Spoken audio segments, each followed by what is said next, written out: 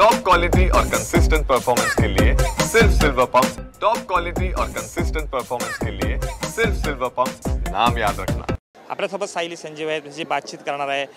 90 त्या ठिकाणी फिरला आहे त्यांनी आणि कर्जेश्वरी देवस्थानात त्यांनी भेट देखील दिली आणि जत्रेमध्ये सहभागी झाल्या। किती उत्साह मोठा आहे? खूप आहे। मागच्या वर्षी आले होते पण शरणाचा कार्यक्रम माझ्याकडनं राहिला मागच्या वर्षी। त्याची रुखरुख मनाला लागून राहिली होती की आपण शरणाचा कार्यक्रम बघू शकलो नाही किंवा आपण इच्छा देवीकडे व्यक्त करू शकलो नाही आणि मला असं वाटतं देवीनेच ही संधी यावर्षी मला दिली की या इथे आणि शरणाचाही कार्यक्रम बघा। त्यामुळे 3 दिवस इथेच आहे मी आणि संपूर्ण शिमगोत्सव बघतीये, अनुभवते। इतका सुंदर आहे। ती रात्री पालखी नाचवणं असू दे, होम पेटवणं असू दे, तिथून काल शरण लपवण्यापर्यंतच्या गोष्टी असू दे आणि आज शरण म्हणजे देवीने शोधलं त्या गोष्टी असू दे, खूप सुंदर वाटतं आणि खूप एक सगळ्या भाविकांमध्ये एक वेगळा उत्साह असतो। मला असं वाटतं की कोकणातच आणि चिपळूणमध्ये सुद्धा गणपती आणि शिमगा हेच प्रमुख सण आहेत आणि ते दिवाळी दसऱ्यापेक्षाही जास्त जोरात आणि उत्साहात साजरे केले जातात आणि मी त्याचा आता एक भाग झाली आहे। कारण मी आता शिमगा मिस करू शकत नाही किंवा दरवर्षीच्या शिमग्याला मी इकडे आल्याशिवाय राहू शकत नाही। त्यामुळे पुन्हा येणार आणि हा अनुभव पुन्हा घेणार। काय नवस वगैरे बोललाय?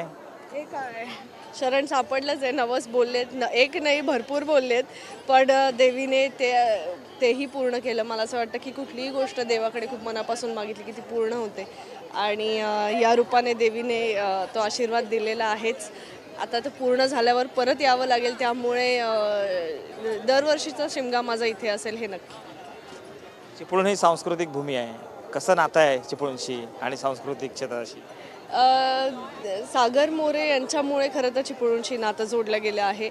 माझा मानलेला भाऊ आहे तो आणि त्यामुळे इथे येणं झालं मागच्या वर्षी आणि इकडची संस्कृती आणि बऱ्याच गोष्टी बघितल्या गेल्या। इकडे होणारी काही नाटकं, दशावतार वगैरे मिस केलेत मी, ते नाही बघू शकले, पण तेही कधीतरी मला बघायला आवडतील। पण मुळातच मला असं वाटतं की कला इथे प्रत्येकात आहे आणि सगळे लोक ती मनापासून जपतात, जोपासतात आणि अगदी प्रामाणिकपणे करतात। मला असं वाटतं प्रामाणिकपणा हा मूळ आहे इकडच्या सांस्कृतिक गोष्टींचा सुद्धा आणि सगळ्या भाविकांचा सुद्धा। धावपळ असते, गडबड असते, कामानिमित्त सगळे आपण फिरत असतो। कोकण म्हटलं की काय वाटतं? शांतता, समुद्र आणि शांतता। त्याच्यामुळे इथे आल्यानंतर मला वाटत नाही, आम्ही जेवढे सगळे आलो त्यांच्यापैकी मला असं खरंच वाटत नाही की 3 दिवस आम्ही फोन जास्त वापरला आहे, आम्ही फोनवर बोललो आहे कोणाशी। आम्हाला खरं तर बाकीच्या जगाशी सध्या आम्हाला असं वाटतं की काही संबंध उरलेला नाही। आम्ही इथे इतकं एन्जॉय करतो, इथे इतकं रमलो आहोत की काय घडतंय, काय चाललंय इथे आम्हाला ते कळत नाही आहे किंवा आम्ही ते 3-4 दिवस तुम्हाला शांततेत हवे असतात ना, ते इथे शिमग्याला आणि इथे चिपळूणमध्ये आल्यावर मिळत आहेत। कसं एन्जॉय केलं? कोण कोण आलाय, कोणाकोणी सोबत आहेत?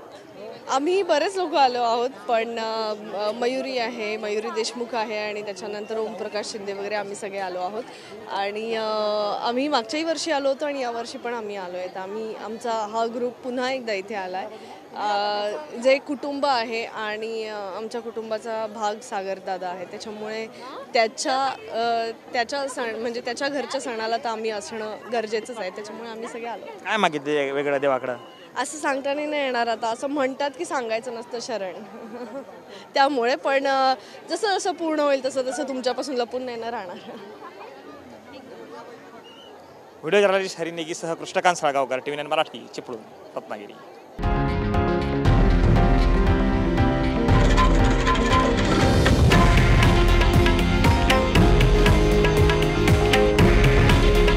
हे आहे देशातील नंबर 1 न्यूज नेटवर्क आणि आपण पाहत आहात TV9 मराठी। काळजी तुमची, हित महाराष्ट्राचं।